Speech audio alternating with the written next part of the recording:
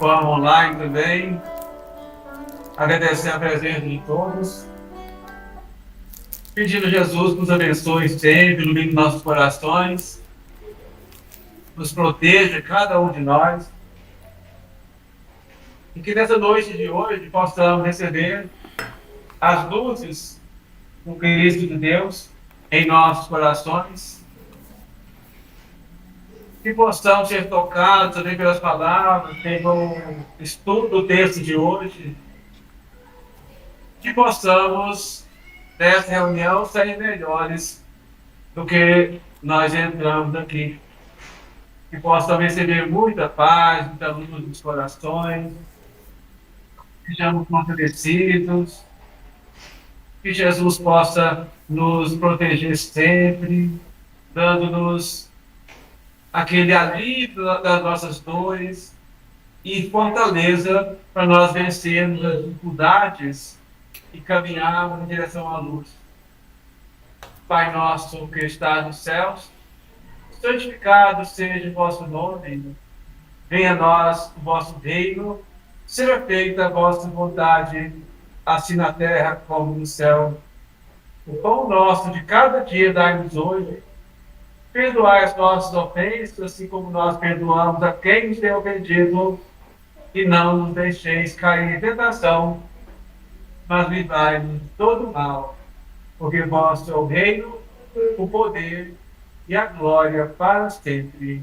Graças a Deus, e que assim seja. Boa noite, amigo João Marcelino, seja bem-vindo, muita paz. Boa noite, professor Maurício. Boa noite a todos. Deus abençoe. Na noite de hoje, nós escolhemos o tema caridade, a virtude fundamental.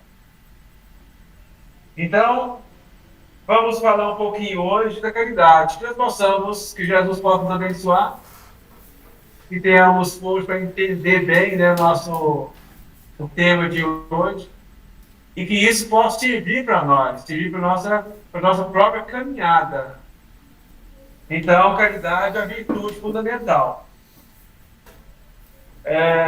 Vamos ver primeiro um poema de Aldo de Souza, que o poema chama Mãos. Harpas de amor, tangendo de mansinho, a música do bem, ditosa e bela. As mãos guardam a luz que te revela a mensagem de paz e de carinho. Não te afirmes inútil ou sozinho, na existência mais difícil, mais singela. Nas mãos, todo tesouro se encastela, derramando-se em bênção no caminho. Ara, semeia, desce, paga, ajuda. Mãos no trabalho são a prece muda de nosso coração vencendo espaço. E aprendendo com o Cristo, ante o futuro, tuas mãos, como servas do amor puro, são estrelas fulgindo nos teus braços. Aldo de Souza. Então esse poema, ela nos fala da importância de usarmos as mãos, né? Só que a caridade não se faz só com mãos, mas ela usou uma parte do nosso corpo das mais importantes do trabalho do bem. No nosso trabalho diário, no nosso trabalho do ganha-pão e também no nosso trabalho trabalho divino, trabalho da caridade. E é interessante que quando ela fala ara, ara significa preparar a terra. Semeia, plante, né? Tece, eu uso o verbo tecer, que era muito utilizado no passado. Afaga, faz carinho, né? E ajuda. Então as mãos servem para arar, carpir, serve para semear, serve para tecer, serve para dar um afago, carinho. e ajudar de todas as formas. Então, ela nos mostra a importância de nós fazermos o bem, né? Jesus, quando perguntaram para ele qual que era o mandamento maior, ele falou: amar a Deus de todo o teu coração, de todas as tuas forças, todo o teu espírito, e o semelhante a este, que é o primeiro, é ama o teu próximo como a ti mesmo. Então, ele usou 2 mandamentos. E, na verdade, é apenas um. Não se pode verdadeiramente amar a Deus sem amar o próximo. E também não pode se amar o próximo sem amar a Deus. No final das contas, é um mandamento único, né? Amar a Deus e o próximo acaba sendo único. Porque como se ama a Deus? Amando o próximo, né? Inclusive, quando Jesus conta aquela parábola que fala que no tempo, nos finais dos tempos, o Senhor virá e separará os bons dos maus, como o pastor separa os bodes das ovelhas, né? E dirá os da direita, que são os bons: vinde, bendito meu Pai, porque eu tive fome, me deste de comer. Eu tive sede, me deste de beber. Tive necessidade de teto e me alojastes.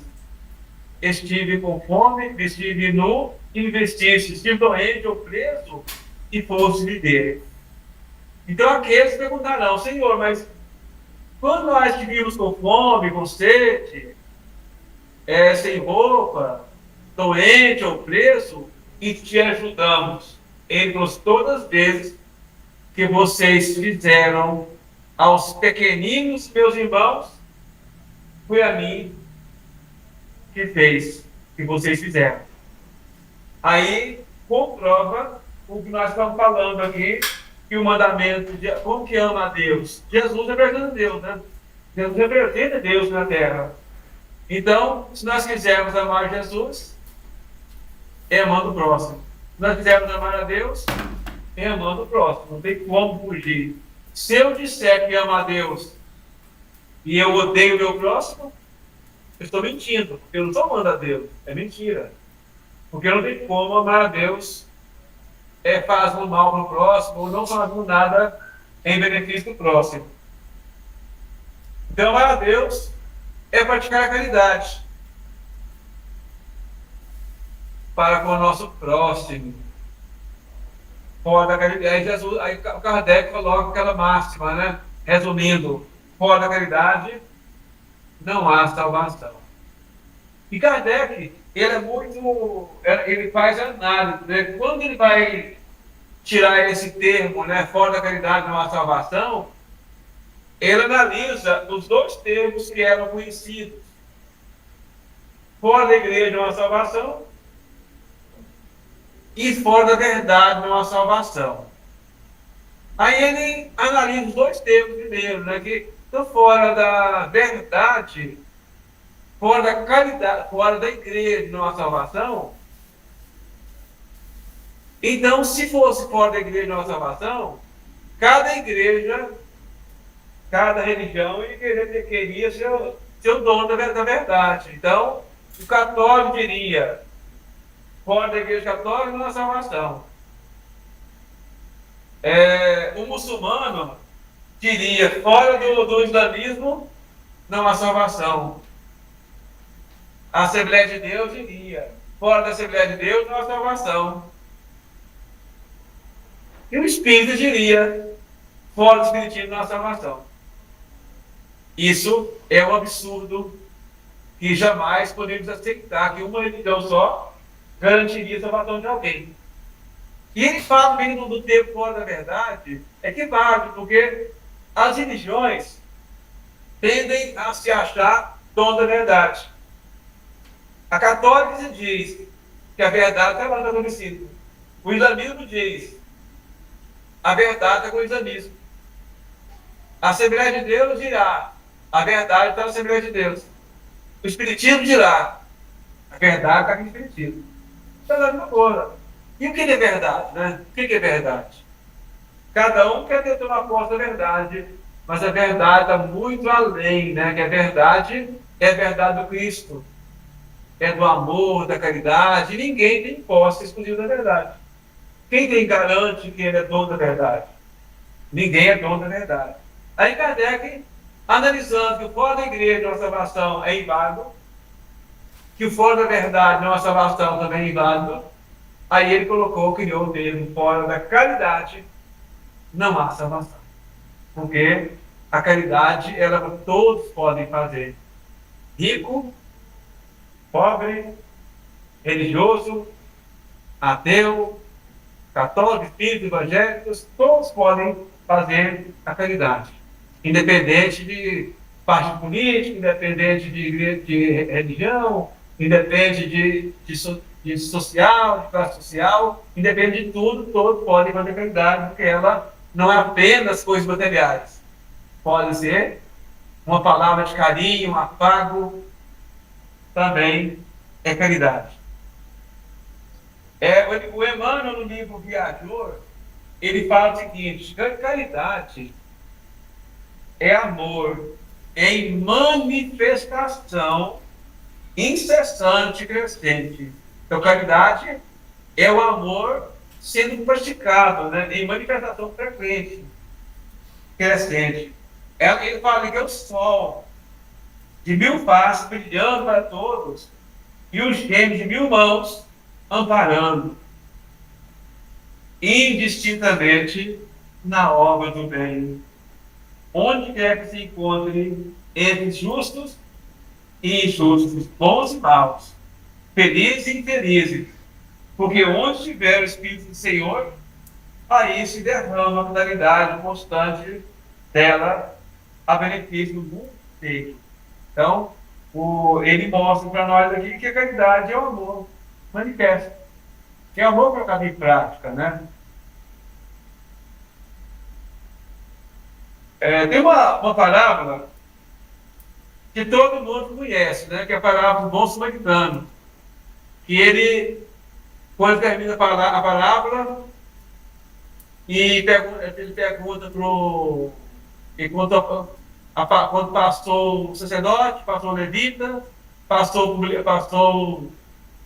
o samaritano, e aí depois ele pergunta para o doutor da lei: quem dos três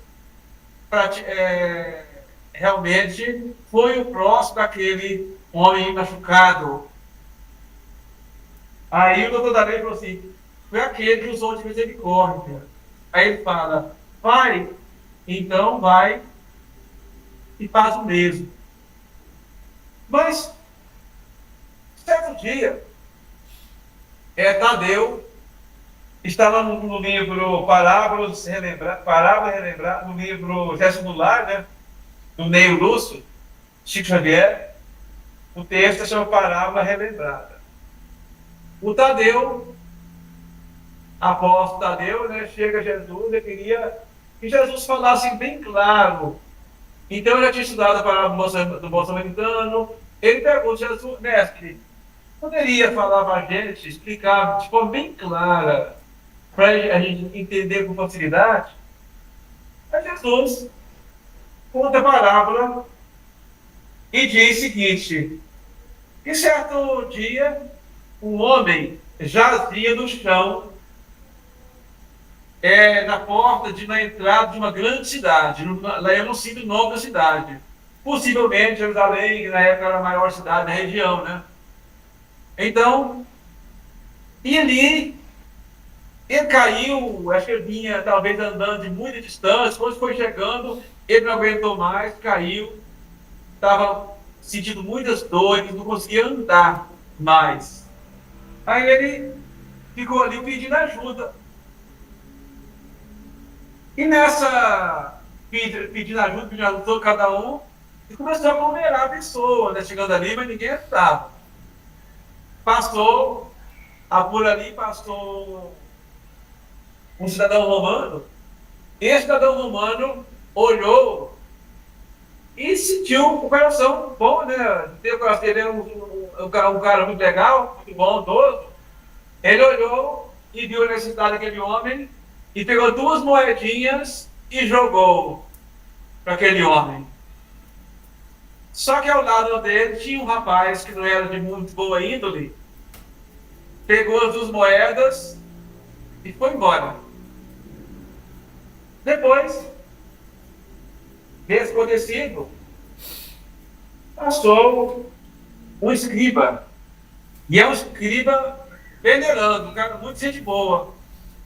Ele passou, olhou e viu que precisava de ajuda. Aí ele falou assim: eu tenho muitos afazeres, e então eu vou procurar autoridades para que essas autoridades venham ajudá-lo. E foi embora. Depois dele, ele passou por ali um sacerdote. E era um sacerdote venerando, um sacerdote bom, de bom coração. Ele olhou aquele homem machucado ali, pedindo ajuda, e ele fez o sinal de abençoar, ou seja, abençoou aquele homem, fez um sinal de bênção para aquele homem, abençoou e falou assim: olha, o Senhor Supremo me aguarda, e eu tenho que fazer meu culto agora. E foi embora. Depois passou uma senhora, também muito bondosa. Aí ela chegou, olhou aquele homem e ele pediu direto para ela. Ele falou: senhora, me ajuda. E a mulher falou assim: olha, na minha condição feminina, eu não consigo te ajudar. Mas eu peço os cavalheiros que estão aqui, tem muitos homens por ali, que ajudam, porque tem mais força, pode ajudar. E também foi embora. Depois disso, passou o mercador. Aí o mercador também é um cara de boa, né, muito bondoso. E ele viu, sentiu o drama daquele homem, que ele precisava de dinheiro para comprar remédio, para alimentação e tudo mais. E pegou e deu 20 moedas para um rapaz que estava lá ao lado, para comprar o que necessitava aquele homem. Só aconteceu que esse rapaz também não era gente boa. Ele pegou o dinheirinho, as 20 moedas, colocou no bolso e foi embora. Depois disso, passa um juiz. Aí o juiz olhou, ele viu que ele não precisava, né? Precisava de ajuda. Aí ele olhou e viu e falou assim: não, eu vou sair e vou procurar nomear algumas testemunhas para vir e analisar o caso dele, para ver se ele não é um usuário de droga. E foi embora também, foi embora. E nisso tinha passado 6 pessoas, né? 6 pessoas e nenhuma era uma pessoa, todos tentaram de alguma forma. Mas aí passou o publicano. Publicano não é gente boa, né, gente? Passou um rapaz que não era gente boa. Não. Os outros eram gente boa. Mas o publicano não. Era um cara que não congregava com os fariseus, que não acreditava no Deus daquela forma que eles acreditavam, era cobrador de imposto, era muito pecador, esse homem. Só que esse homem, embora tenha todos os defeitos, foi tocado. Ele viu aquele homem ali, chegou, aproximou, saudou, conversou com ele, colocou palavras de ânimo: meu irmão, você pense, vamos resolver tudo isso para você, vou te ajudar. E colocou palavras de carinho, de ânimo, e pegou no braço aquele homem, levantou com a força do seu braço, abraçou ele e saiu caminhando, meio que arrastando, né? Que o homem não dá condição de caminhar. Ele saiu levou ele quase no ombro para a primeira hospedaria de confiança que ele encontrou. E lá ele comprou remédios, deu para ele melhorar a sua eternidade ali. E o pouco dinheiro que ele tinha, ele repartiu. Deixou metade daquele homem e levou a outra metade com ele. Depois, já tudo resolvido, o homem já está tomando medicamento, estava bem já, deixou o remédio, deixou o dinheiro. Aí foi cumprir suas obrigações. E assim, Jesus termina a parábola e pergunta ao Tadeu: Tadeu, quem, na verdade, desses 7 pessoas, realmente praticou a caridade consistente? É o Tadeu, aquele, o publicano, que embora tendo defeitos, mas ele amparou, ele consolou, ele deu os braços e ele resolveu o problema daquele homem. Mas Jesus simplesmente diz: então vai, Tadeu. E ele faz o mesmo. Então a parábola é semelhante a uma recontagem da parábola do bom samaritano, com personagens diferentes. Mas o fundo da moral é a mesma, só com mais personagens, que nos mostra realmente como a caridade pode ser feita, né? E quantas vezes nós deixamos de fazer caridade e nos achamos bonzinhos, mas não fazemos a caridade de verdade.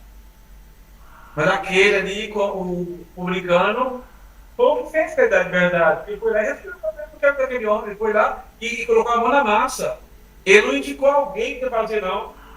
Enquanto os outros estavam indicando, estavam terceirizando, ele não, ele mesmo foi e deu de si, além de doar também a parte material, que era dinheiro para ajudar, porque às vezes só o carinho, só o amor, às vezes não basta, ter dinheiro também, um remédio, um alimento, né, que precisa ser comprado, às vezes precisa de dinheiro também. Mas ele fez tudo, completo, fez a caridade de forma completinha, né? Então, Jesus nos dá o exemplo mais fácil, ou mais consistente, mais claro de entendimento. Na questão 886 do Livro dos Espíritos, o Kardec pergunta: qual o verdadeiro sentido da palavra caridade como entendia Jesus? Qual o sentido? Aí o Espírito responde para Kardec: benevolência para com todos, indulgência para com as imperfeições dos outros e perdão dos ofensas.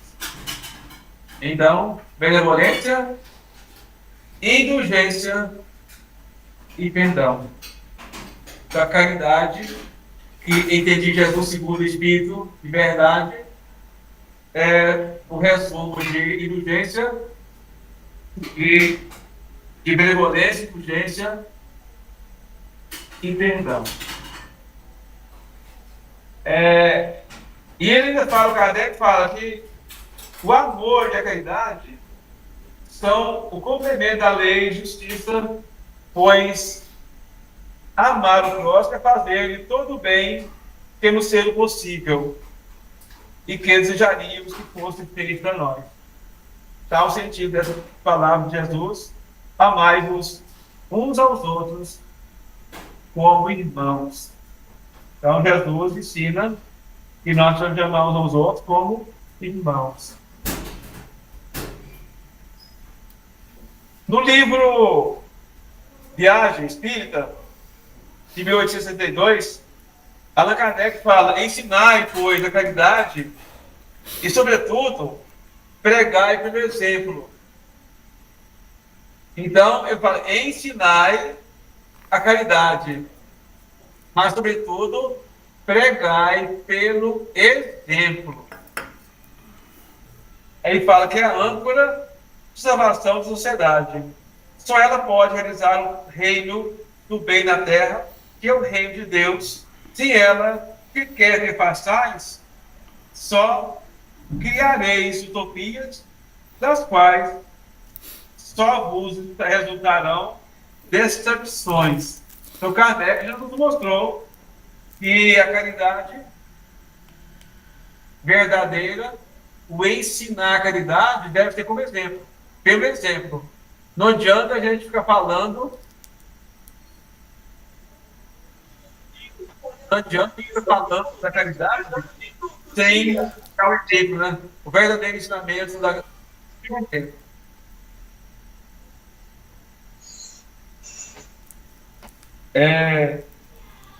No Evangelho segundo o Espiritismo, o Paulo fala o seguinte, né? Já está lá, e está desde a Bíblia. Ainda que eu falasse as línguas dos homens e dos anjos, e não tivesse caridade, seria como metal que soa, ou como um sino que tine.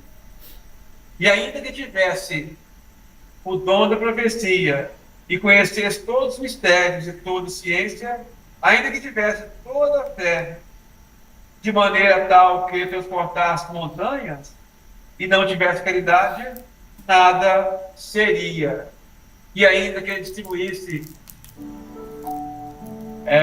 toda a minha fortuna para o sustento dos pobres, e ainda que entregasse meu corpo para ser queimado, e não tivesse caridade, nada disso me aproveitaria. A caridade paciente é doce e benfazeja. A caridade não é invejosa, não é temerária e precipitada. Não se enche de orgulho, não é desdenhosa. Não procura seus próprios interesses, não se melindra e não se irrita com nada. Não se feita mal, não se regozija com a injustiça, mas se regozija com a verdade. Tudo suporta, tudo crê, tudo supera, tudo sofre. Aí o Paulo, ainda no próprio Evangelho segundo o Espiritismo, ele fala o seguinte: submetei todas as vossas ações ao controle da caridade, e vossa consciência vos responderá. Não somente ela vos evitará de fazer o mal, mas vos levará a fazer o bem. Isso está também no Evangelho segundo o Espiritismo. É isso, gente, que nós terminamos, né? Nós estamos no final. Que a paz do Cristo esteja conosco, nos abençoe, nos ilumine, nos ampare, e que Jesus possa nos proteger sempre, abençoando cada um dos nossos irmãos, e os objetivos possam enviar suas bênçãos